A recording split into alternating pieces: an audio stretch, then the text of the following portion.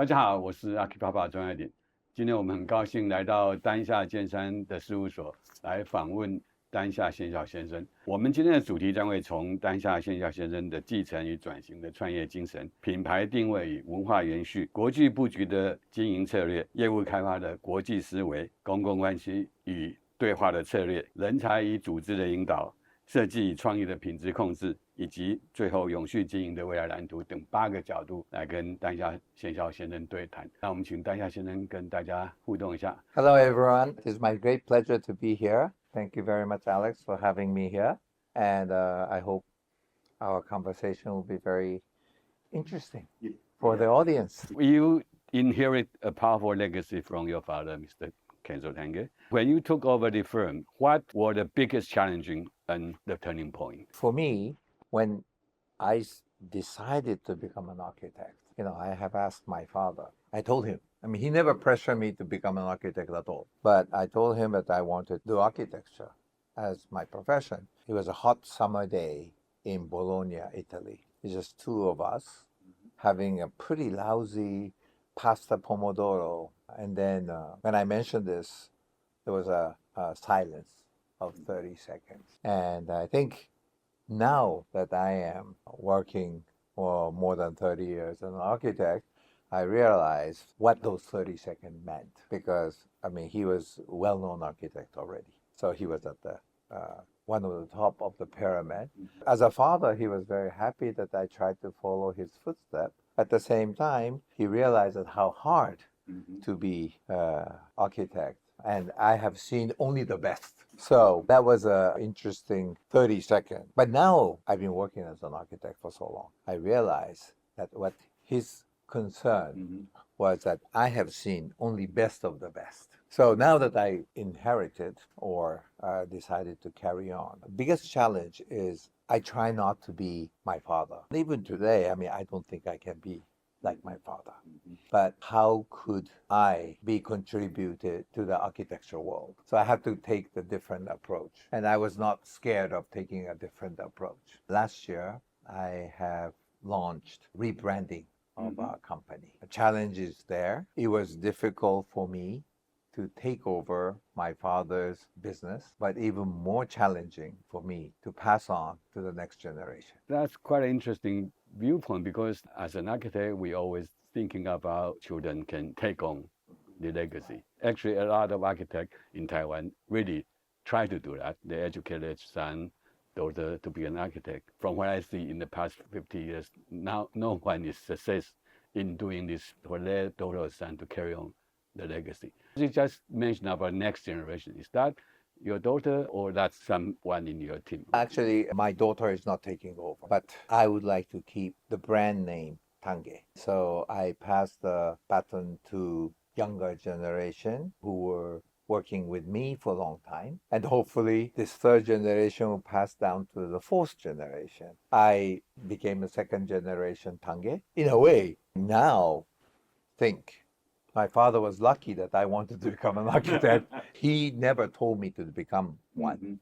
I wanted to become one. So my task to 10 years from now, it's time for me to see how the transition works. I'm just started rebranding and then passing to the next generation. This is a new beginning and also a way of an architect to transform into an entrepreneur, a more corporate business. I did just mention the turning point. That turning point is the moment that you took over the operation or now? Now meaning that after 20 years took over the operation, now you come to this decision. Let's talk about this turning point. When I took over, as I said, I didn't want to be a Kenzo Tange. I did not think I could be the star architect, but we wanted to change to a more atelier type architecture for sure. However, it's not like one-man show. It is group decision to make a design and so on, which was actually our style. Even Kenzo Tange time, we always had a design team, and my father gave the liberty to work on free design for a short period of time. Then we put together the review in a way in front of my father, and then he would see good part and not so successful. He, with his experience, he can see where the design goes. It's always in our heritage to do this kind of design process. So it's nothing new, really. But of course, it went out when my father was leading the company as a Kenzo Tange design. That was fine with all of us. But when I took over, I didn't want to be a Kenzo Tange, or I didn't think I can be a Kenzo Tange anyway. So that's first turning point. That's a turning point. We will work as an atelier type architectural firm, but the decision is made among ourselves. Who worked with me for a long time, they stayed on with me. My father's time, my father was always a professor. So the teacher and disciple. I mean, that's the old school. I mean, you have experienced that too. So this is the way it was. But now we are changing that as a colleague. I will have a final decision, but we work together to come to that final design. It's a group decision. I intentionally made sure that it is not only Paul Tange's design, but group design. So that's what we have tried to do for the last 20 years, and we are quite successful. We are not big corporate architectural firm, nor one-star architectural firm. We are somewhere in between. I tried for 20 years. Quite successful, I would say. Well, thank you. I question myself whether it was successful or not, because star architect time is over 20 years ago. But still there is a star architect today. But my intention was not creating that style of architectural firm. So next task from this year on is to create a new type of architectural firm, which is not big corporate nor one-man show. And I'll be still around, and we'll try to make the brand of Tange from this point on. Actually, in Japan, they do have a lot of company which last 100, 200, even 1,000 years. You started the first step of the Tange brand as eternal. One question I would like to ask is that how your father prepared you. So you've been working with him for 20 years.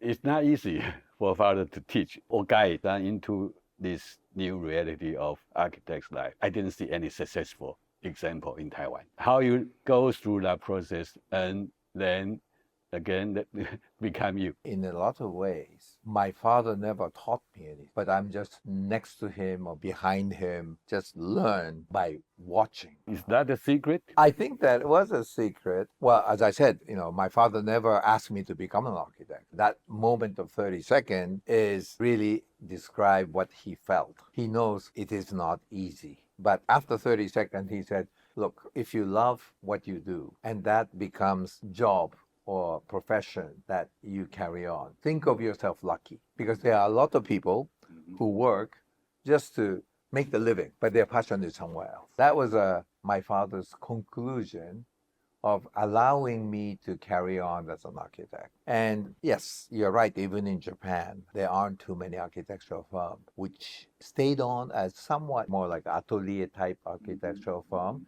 and carry on the generation.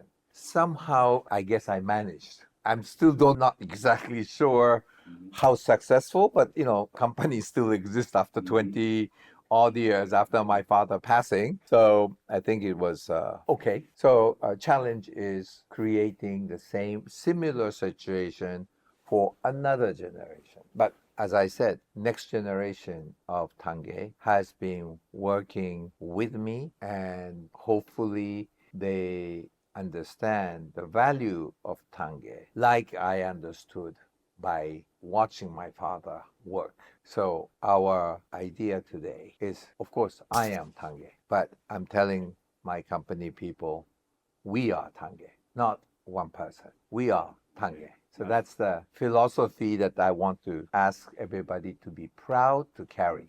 What mindset did you need to shift from being the son of Kenzo Tange to become a leader of a new generation of Tange associates? It's not that simple in a way, but we have not done anything new. I mean, what we have done is what we have learned from the first generation. Luckily, we have ability to create innovative design. Luckily, we have history, and we have learned not only looking at architecture by independent entity, but our philosophy is we creating the architecture for the society. My father was urban planner, urban designer, and architect. Our strength is looking at or learning from that architecture cannot exist by itself. Architecture can only exist within the environment, whether it's a natural environment or urban environment, which means it has to look correct today and also it has to correct in future. We now consider one of the important things is the word timeless.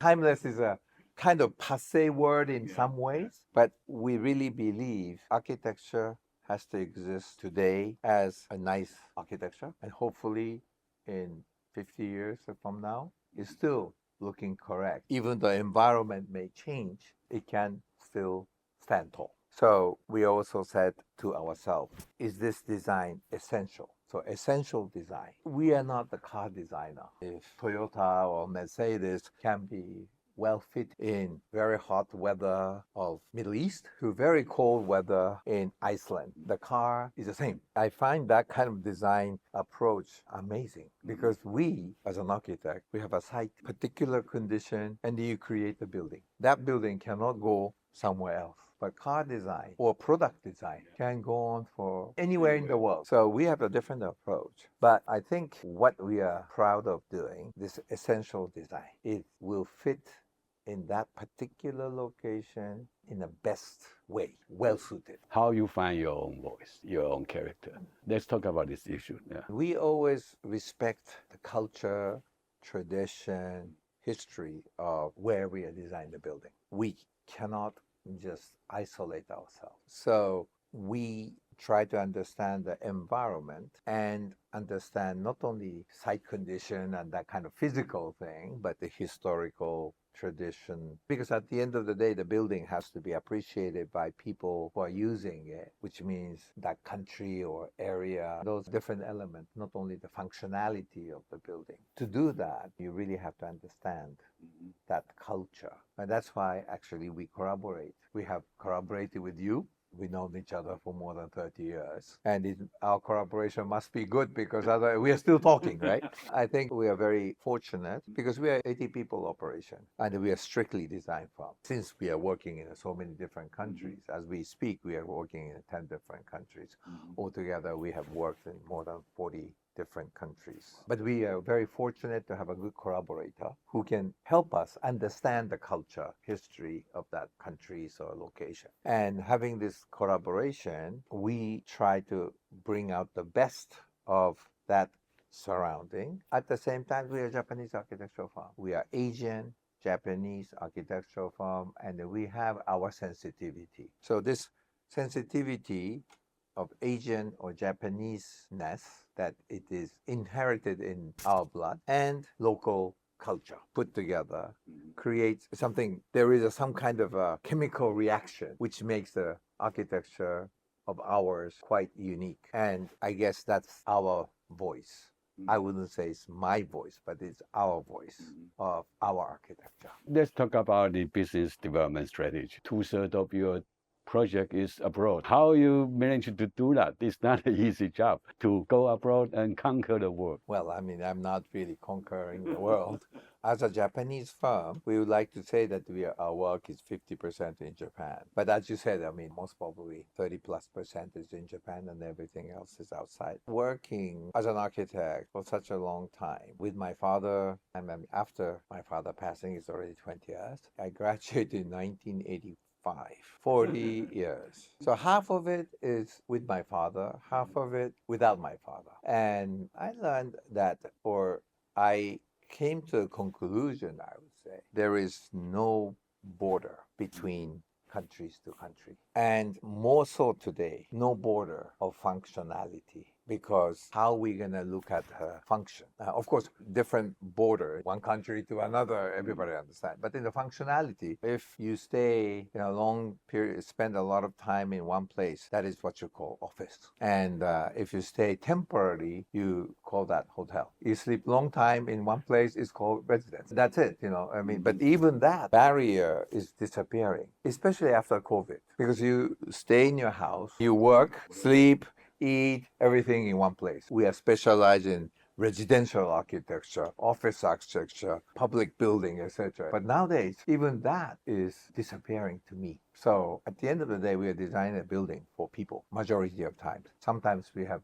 designed a building for animals too, but mainly people, right? To me, country to country, no border. Even the functionality, no border. We are creating a space for people, and we are creating a space, hopefully, end user will feel comfortable. So our motto, in a way, is not big building, tall building. We create a space for people, comfortable space for people. It is a very great perspective in terms as an architect. Originally, I see our company before I joining. At that time, going to the different countries, the world has changed after my father passed. Last 10 years or so, I was working with my father, learning at the same time, he's giving me certain decisions, the power of making a decision. He was somewhat training me without really telling me that. But after taking over, the world has changed dramatically. Let's say 20 years ago, we still thought about where is more like economically strong area. In 70, Japan was building up economically very strong. Middle East with oil became very important area. Then Asia started becoming very big. Before that, it was a bubble economy in Japan. But you can really target the area, even when I took over first. But today, we cannot target like this. It's a global economy in a way. If American president make a certain decision, everybody get affected. So there are no area that we can say it is very strong. I made a clear decision that we get focus on a certain area at certain period. Sometimes I make a mistake, but when China was doing very well, that we see the possibility, we have tried. And we are quite successful. Very thankful to Taiwan. We have been here for 30 years and we've been very successful here. Now I am looking at the history of Tange and start thinking more of a historical background. So now we are going back to Middle East. It's one of the origin. Asia has been a big market for us, inclusive of Japan, last 20 years. It's a globally known that the economical strength was in Asia. But now it's shifting a little bit. I'm not a very good businessman, but I try my best to see where we have a possibility to expand. The decision or the strategy to go international, I would say, a successful one for your company's development, because not many Japanese architects be able to achieve this successful situation. Now, let's talk about the Taiwan market. Over 30 years, delivering at least 100 project, 100 high-rise building in Taiwan. I will say you are the most successful Japanese firm in Taiwan. What strategies or philosophy to help you to achieve this long-term success in Taiwan? I have a good collaborator. And within our team, we have a good team of people who are really understand the culture of Taiwan. Luckily, Japanese culture and Taiwanese culture, I feel it's very close. I think it is something that I feel some of the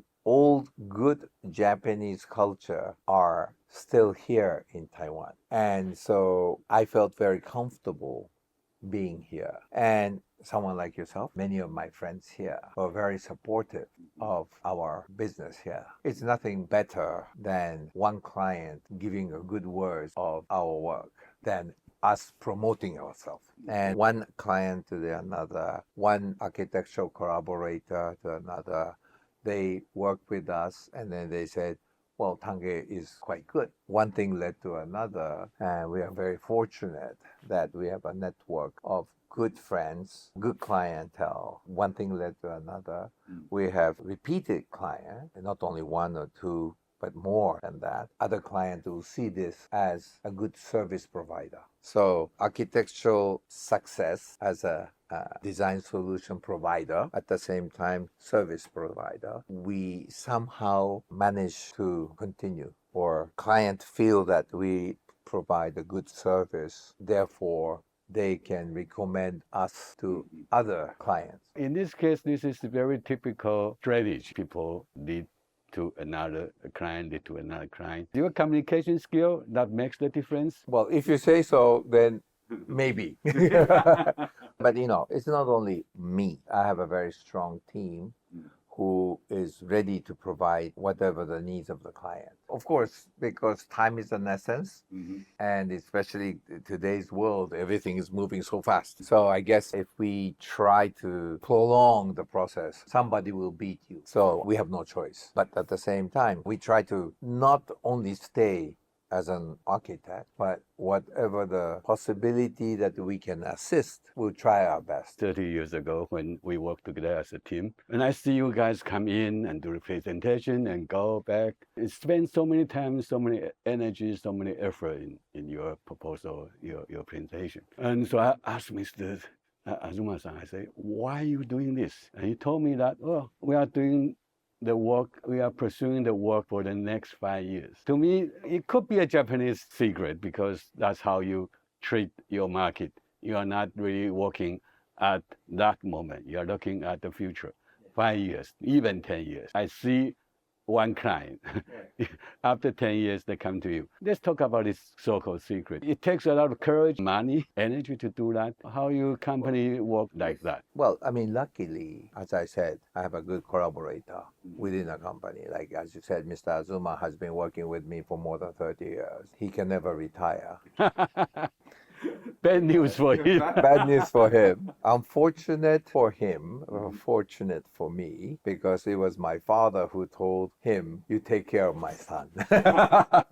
We are quite fortunate because I'm a second generation, and we are not looking at this company as a company. It is something that we will have to carry on. So that's why I want to rebrand our company last year, because I was younger before. But I will continue to work another 10, 15 years. I want to make sure that next generation is well groomed in a way. And I have many good collaborators who are my age or even senior, like Azuma-san, but they are there to see with me, to see the next generation grow. This is the reason that I did it, rebranding last year. Rebranding is just the beginning. Success of the next generation will happen in 5 years down the line, 10 years down the line. That's the way we always look at. It's easy for us to have one-shot project and move on to another client and another client, another client.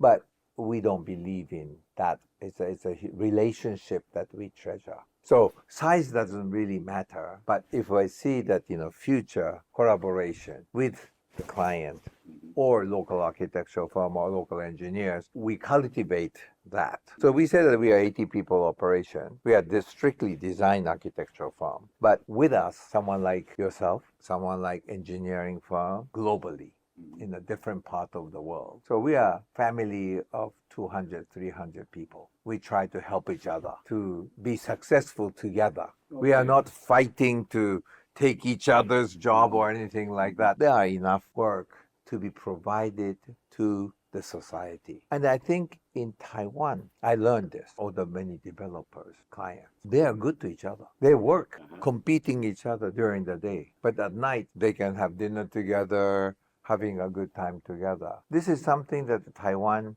taught me. My generation, when I came here, I was dealing with much older generation. That was my first generation of experience in Taiwan. Then somebody in my generation, like yourself and other clients. And then now, one generation down, they are my client. And even one generation down. So like I have served maybe 4 generations of Taiwanese clients. And I learned from them that they are not only the competitor, they are good friends too. There are enough building for every architect to design.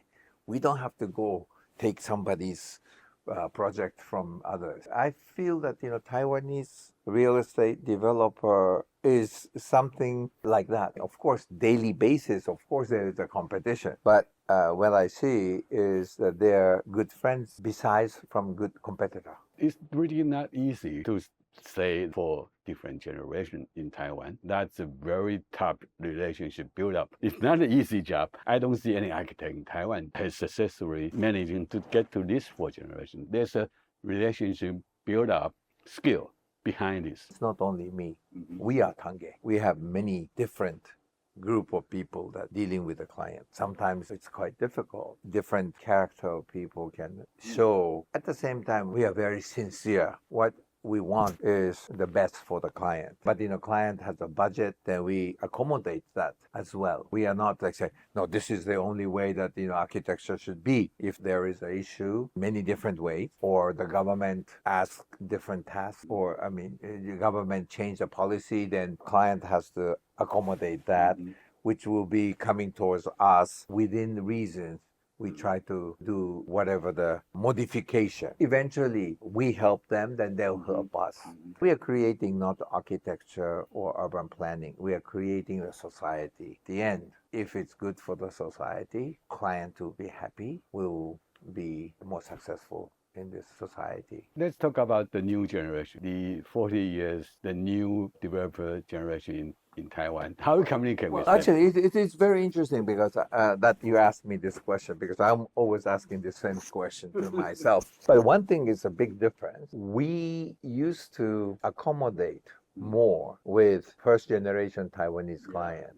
Fortunately, we have a global experience. But when I first came 30 years ago, clients were much more conservative. And we went along with it, not in a bad way. We have to learn what their preferences are, etc., etc. The next generation are much more open, but still very traditional. They understand they have to respect the older generation, but at the same time, globalization or Taiwan being more open, that trend is coming. And they are educated not only in Taiwan, but in a different part of the world. So this was turning point one. Then the third generation became much more global. Even the color schemes and material selection, not only architecture side, but all these things has become much more international or global, and much more so on the fourth generation. I'm in 60s.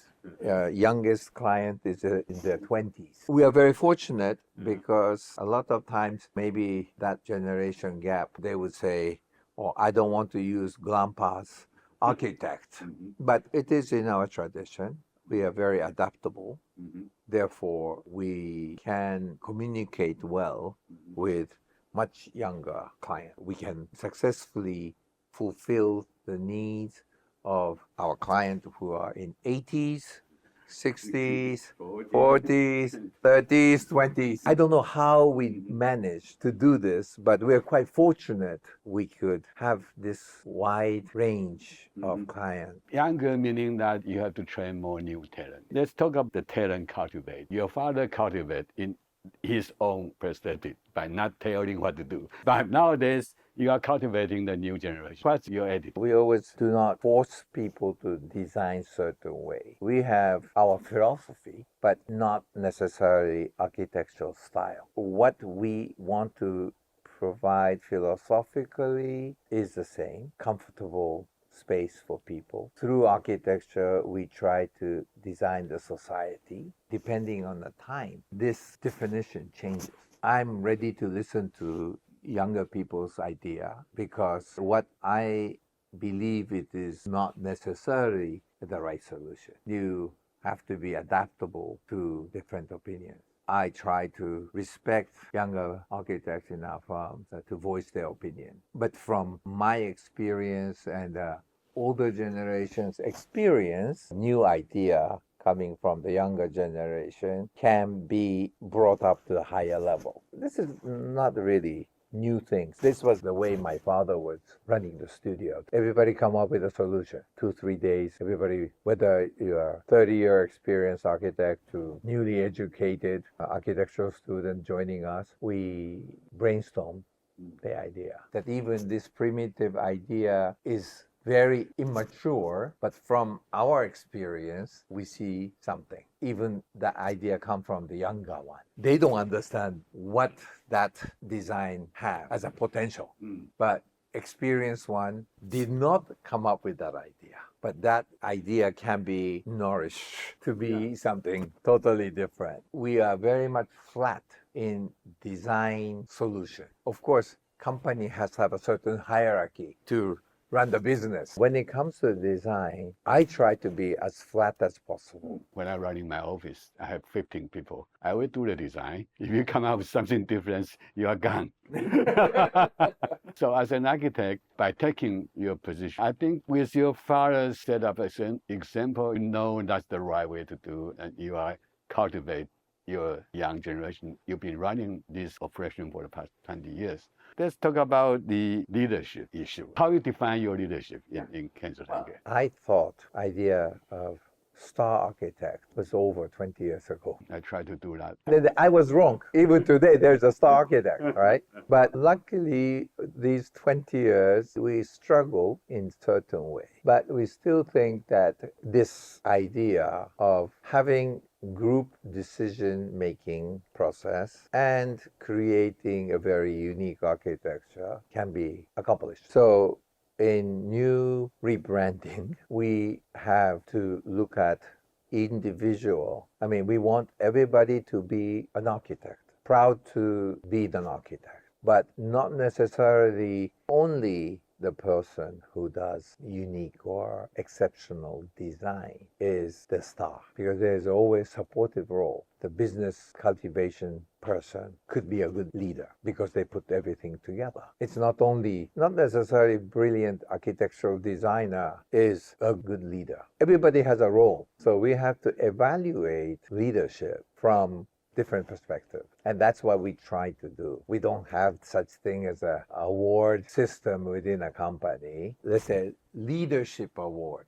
If that thing exists in our company, it is not necessarily somebody who came up with a brilliant competition-winning design, but somebody could manage that design solution into the real architecture, could be a good leader, or business cultivating person could be a good leader. Usual atelier type architectural firm, the good design provider becomes a leader. But we try to create a new type of architectural firm. It has to be a good balance, more like a corporate type of architectural firm to a design-oriented architectural firm. But we are somewhere in the middle. It doesn't have to be a one person leading, because if you create one person leading, the next generation will be tougher. Somewhat we manage from Kenzo Tange to Tange now. I am telling everybody, please maximize my existence for the next generation. Let's talk about the design management. The creative management is the most essential talent in architectural practice. Let's say the definition of good design. How you define this issue? We are not painter nor sculptor. I mean, of course, good design, beautiful design. But we have a very essential thing, which is architecture has function. That has to be fulfilled. My father actually even said more dramatic statement. Beautiful thing is the most important function. He has said that because when he was making this statement, the society is such. Many of the clients will say, oh, I don't need a beautiful building. I want a functional building. But in his mind, and then I believe that too, the beauty is a very important function. Because if you see the beautiful building, you always want to go there every day to work, or you want to go home to this beautiful to stay there. So beauty is a very important function. But when my father was saying this dramatic statement, especially Japanese society was denying this factor. Just being functional is good enough. We don't need the beauty, because Japanese society is much more modest or reserved, don't want to stick out. Here I am is not a good attitude. We are very strong, but modest, low-key. So that was my father's statement. But today, it is different. Of course, we have to fulfill all the needs of the client. And why not beautiful architecture? No harm, right? As long as to create this beautiful architecture does not cost you double. And there are many architects who push that part, and then the client will have a financial issue later. It doesn't have to be that way. We try to spend our clients' money well. We don't go for our ego. We know their budget. If we add extra value and they gain from it, why not? Adding beauty into your architecture is good design. Yes. That's an important point. Now let's talk about your book, The 72 Hours. Yes. Don't tell me you read that book. It's very old. It's already almost 20 years old. Really? I thought it was 10 years. Or something like that. Something like that. But you did mention about this kind of life philosophy that you inherit from your father, the 72 hours focus.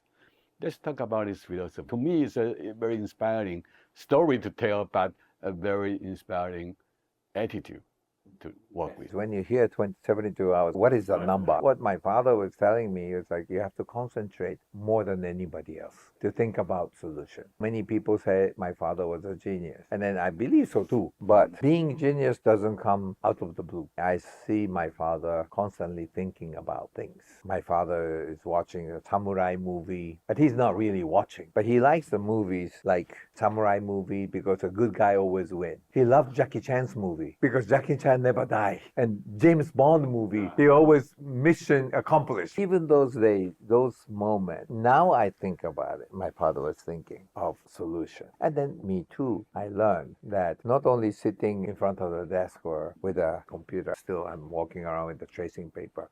You can see on my desk, there's my sketches. Even this situation, I'm constantly thinking. So 72 hours, meaning you have to do more than anybody else to be successful. I decided to write that book because before I forget, I wanted to describe Kenzo Tange as a human being because there are so many architectural historians talk about Kenzo Tange and his architecture, but there was no documentation of Kenzo Tange as a human being. That's why I wanted to write that book before I forget how I saw him as a father, and then he becoming much more of a professor or teacher.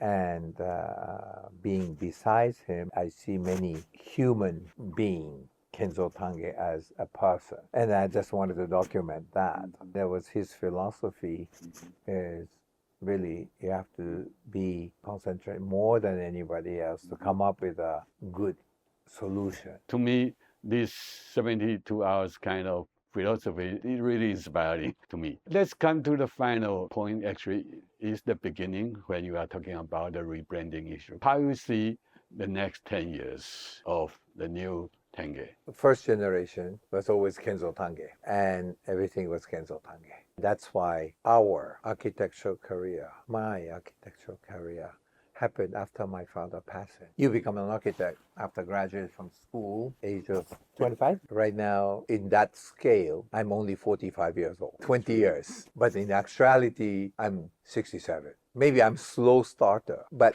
I have 20 years with my father. Those 20 years, everybody who worked in our company was working under Kenzo Tange. All the project went out as a Kenzo Tange's work. I try to change that attitude. It's not Paul Tange's architecture, but Tange's architecture.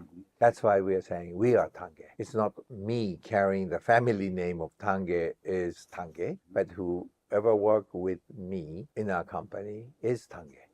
And proud to be that part of the family. This is something that I have to teach. And I think people who are working with me now for a long time, I think they already feel that.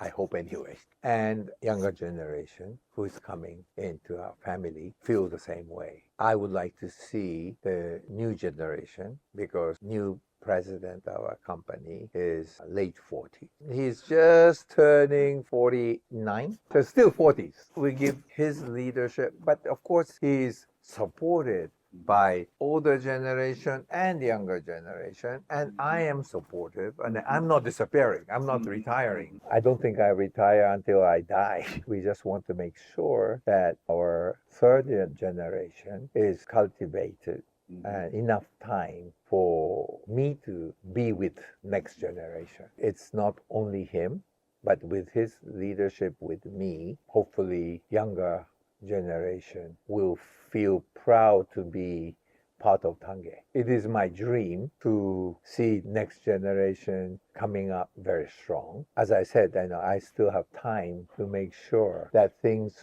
will be cultivated properly. Thank you. It's a great pleasure. It's also proud to be your friends for 30 years. Let's see the next generation and let's see our relationship, our friendship can last more than 10 or 20 years to come. Thank you, Paul. Alex, thank you so very much. I hope this conversation will be somewhat inspiring to a younger generation of architects. Even very inspiring to the Taiwanese architect also. Thank you so very much. Thank you. Thank you.